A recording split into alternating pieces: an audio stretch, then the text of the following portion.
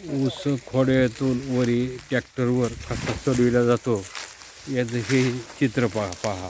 ते खाली ऊस पडलेला असतो असा चालून असा ते ऊस आहे का ते सगळा त्या मोळ्या बांधलेला असतात तो उभा ऊस ते उभा आणि ते ट्रॅक्टरवर ऊस चढविताना हे असं चढ कशी तारीवरची कसरत आहे हे का नाही कसरत त्याला म्हणते कसरत आणि नंबर 1 काम.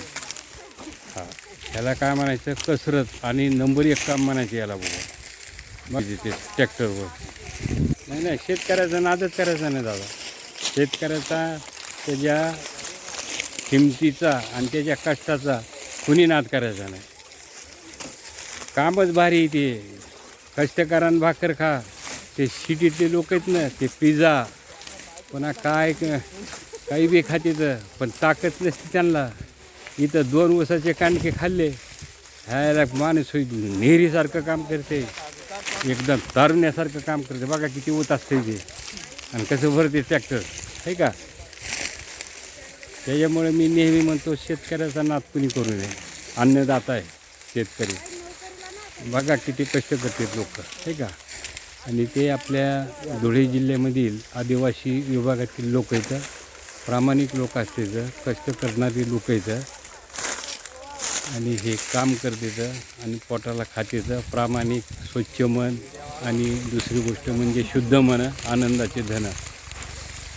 आता ती ऊसाची गाडी तिथं भरल पुन्हा त्या गाडीला ती गाडी तिकडं उभं राहिलेली ती गाडी तिथला ऊस भरेल आणि मग ते दोन्ही ट्रॅक्टर आपले कारखान्याला जाते. बघा ती पोरगी एवढी शिकते पण कशी उगा जाणार धन मळ्या उचली ती हसती. कामातसुद्धा हसणं पाहिजे उत्साह पाहिजे नाही तर आपली लेकरं तिच्या ह्याला कामही करीत नाहीत हसत बी नाहीत कधी आणि काही नाही नसतं म्हणते पप्पा पप्पा आणि मम्मी मम्मी. अरे इथलं बघा ना अगोदर काय ती का नसते पिझ्झा खाऊन बिस्किटं खाऊन कुठं ताकद येत असते काय. रगेलपणा पाहिजे अंगात रगेलपणा सात्विक अन्न पाहिजे. बघा कशी मुळी उचलली दादानी आहे का नाही 25 किलोची 30 किलोची दनादन उचलते की तुम्हाला 5 किलोचं दळणसुद्धा आणताना 5 किलो तुम्ही आणत नाही तर इथं दनादन 30 आणि 40 किलोच्या मोळ्या उचलते तर त्याला म्हणते काम. बघा ते माणूस कसं बघत आहे ते लाल शर्टवालं आहे का. हां त्यांच्या चेहऱ्यावर तर हास्य बघा बाकी काही बघा नका तुम्ही. शहरातलं जीवन आणि खेड्यातलं जीवन लय जमीन आसमानचा फरक आहे. स्वच्छ हवा स्वच्छ पाणी स्वच्छ निद्रा असं काम केल्यावर अहो तुम्हाला झोपेच्या गोळ्या घ्याव्या लागतात. झोपीच्या गोळ्या तुम्ही काय लाख 2 लाख कमीचा त्या कमीला काही अर्थ नाही. इथं गोळी घ्यायची गरज नाही आणि काही नाही. काम करायचं आणि दररोज 3-4 भाकरीचा मुडदा पाडायचा. तुम्हाला जाती काही पोळी तरी. अरे कष्ट करा रे कष्ट करा. नसते पैसे कमवू नका लाख आणि 2-2 लाख रुपये तुम्ही आय टी क्षेत्रात पैसे मिळवता आणि सगळी सर्वसामान्याला महागाई करून बसतात तुम्ही. त्यांना काही खाता येईना काय घेता येईना आणि तुम्हाला काय चतुरसुद्धा पोळी जात नाही. काय तर म्हणले पिझ्झा खातो मी. अरे पिझ्झा नका रे खाऊ बिस्किटं खाऊ नका. जरा ज्वारीची भाकरी खा ना बाजरीची भाकरी खा त्याच्यात बघा ताकद. ती बाजरीची भाकरी खाल्ल्यानंतर तुम्हाला त्याची ताकद काय 15 दिवस तुम्ही गावरान बाजरीची भाकरी खा.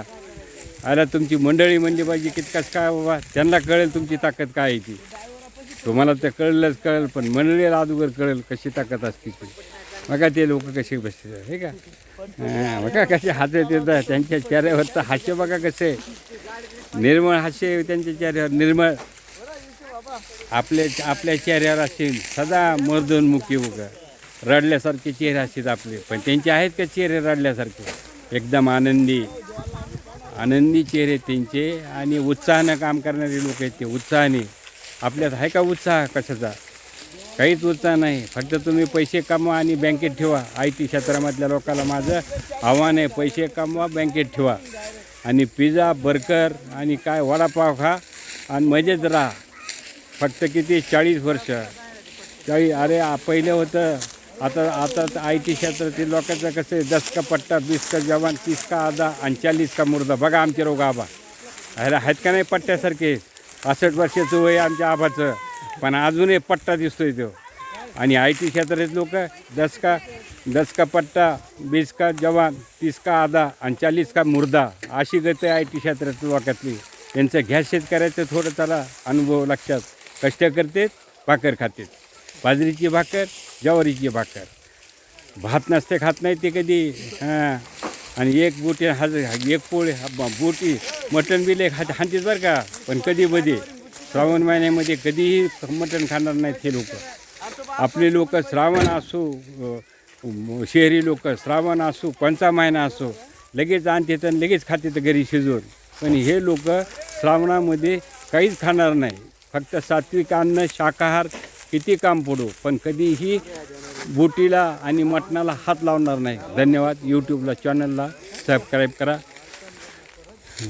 पुन्हा सबस्क्राईब करून शेअर करा. धन्यवाद.